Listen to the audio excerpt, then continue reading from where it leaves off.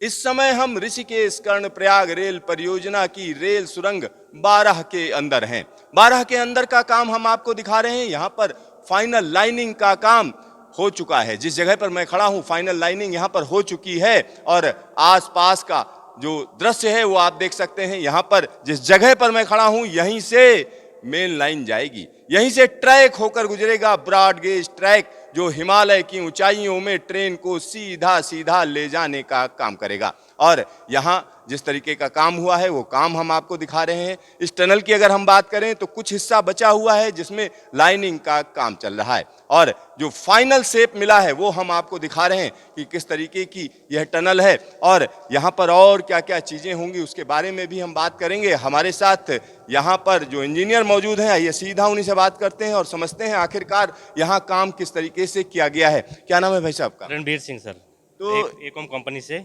हमारा डीडीसी है सर और सुपरविजन है सर हमारा पीएमसी में। सुपरविजन का काम करते हैं। तो यहाँ जो काम हुआ है क्वालिटी वर्क हुआ है? हाँ जी हाँ सर, 100% क्वालिटी के साथ हुआ है सर और नेटम टेक्नोलॉजी का हमने इस्तेमाल किया है और हमारा लगभग हमारा 92% हमारा लाइनिंग कंप्लीट हो चुका है सर।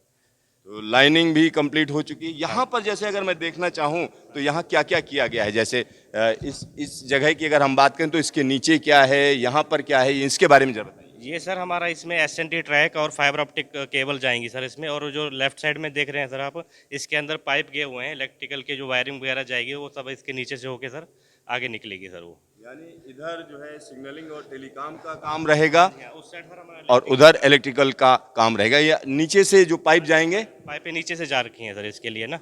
हाँ जी हाँ सर, इसका सेपरेट किया हुआ है एसएनटी और उसका इलेक्ट्रिकल वाला दोनों सर। अच्छा एक और चीज़ हम जानना चाह रहे हैं, ये जो टनल है यहाँ से नरकोटा से शुरू हुई और ये खत्म कहाँ पे होती है? डोंगरी पंथ में होती है सर, बीच में हमारा खांकरा में एडिट है, तो एडिट से हमारा 2 किलोमीटर सर नरकोटा तक है और बाकी जो बैलेंस 5 किलोमीटर है वो हमारा डोंगरी पंथ में निकलेगा सर। डोगरी पंथ में निकलेगा। और यहाँ पर अब क्या काम बाकी है?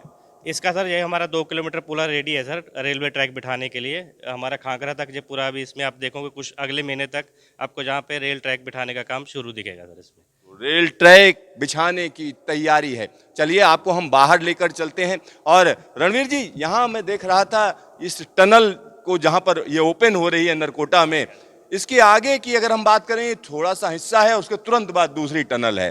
तो यहाँ और इसका शेप मैं देख रहा था टनल की ओपनिंग का कुछ अलग तरीके का है। सर ये एरोडायनामिक वाला शेप है सर, जब एकदम से हमारा जो ट्रेन फोर्स से बाहर आता है तो उसका हवा को दबाव को मेंटेन करने के लिए सर ये वाला शेप हम प्रोवाइड करते हैं सर इसके लिए एरोडायनामिक। हाँ जी हाँ सर। तो इससे क्या फर्क पड़ता है? इससे सर जो हवा का एकदम से जो दबाव आता है वो थोड़ा सर बाहर निकले के टाइम थोड़ा कम हो जाता है सर, उसके लिए प्रोवाइड किया जाता है सर। तो यहाँ पर एक खास आकार दिया गया है, ये अंडाकार है।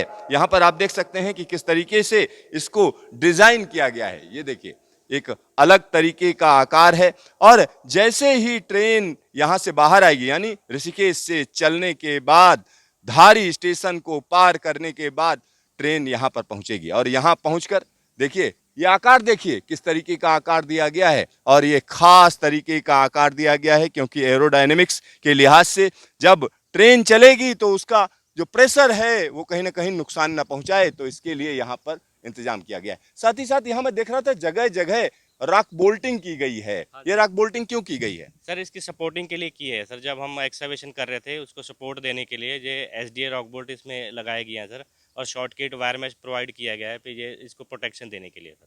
तो यहाँ आप समझिए कि इस जगह को सुरक्षित बनाने के लिए रॉक बोल्टिंग की गई है। इसके अलावा एक खास तरीके की जाली भी लगाई गई है जिससे ऊपर से मटेरियल इस टनल के ऊपर ना गिरे, यानी लैंडस्लाइड हो तो कहीं ना कहीं उसको रोका जा सके। और इसी के साथ यहाँ पर वायर मेश भी लगाई गई है। ये देखिए सामने जो है आप खास तरीके का इंतजाम किया गया है जिससे मजबूती यहाँ पर बरकरार रहे।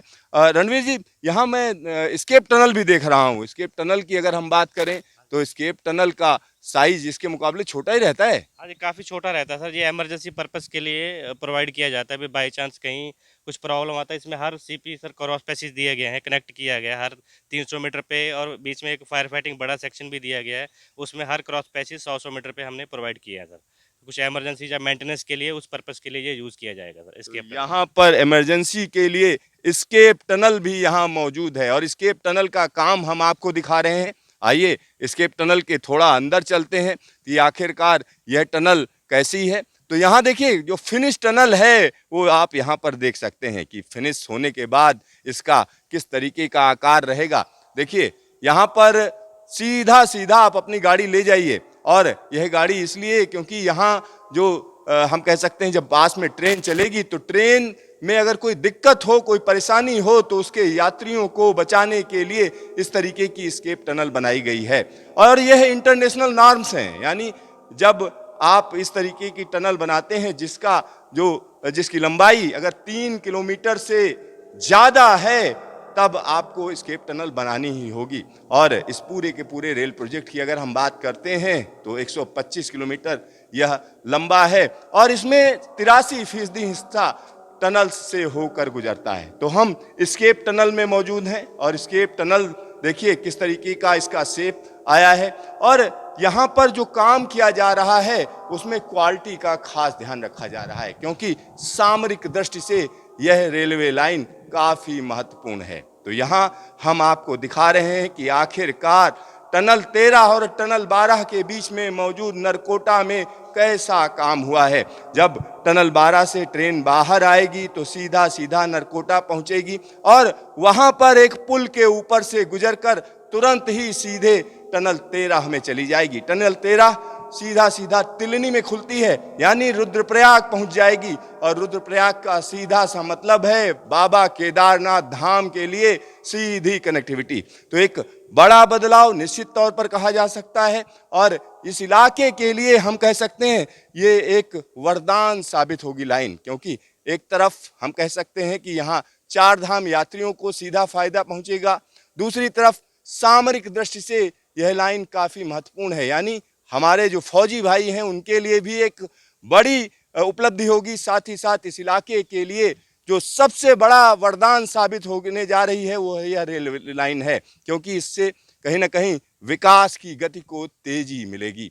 तो यहाँ हम पूरा का पूरा इलाका भी आपको दिखा रहे हैं। आप देखिए किस तरीके से ऊंचे ऊंचे पहाड़ों के बीच में यह लाइन सुरंग से होकर गुजरेगी, और पूरा इलाका आप देखिए किस तरीके से जबरदस्त है, और यहाँ घने जंगल हैं, आसपास घने जंगल हैं, और जब इस इलाके से लोग गुजरते हैं रोड से तो कई बार चट्टान गिरने का खतरा रहता है।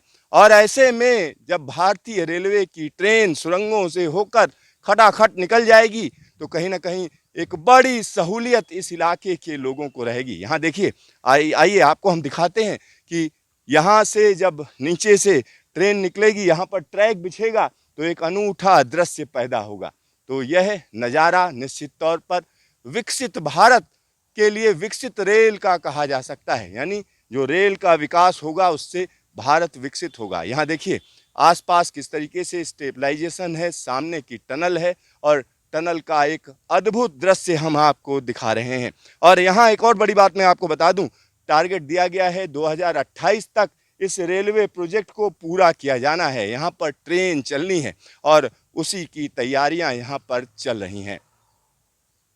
कैमरामैन अजय तिवारी के साथ सिद्धार्थ, न्यूज स्टेशन, नरकोटा, उत्तराखंड।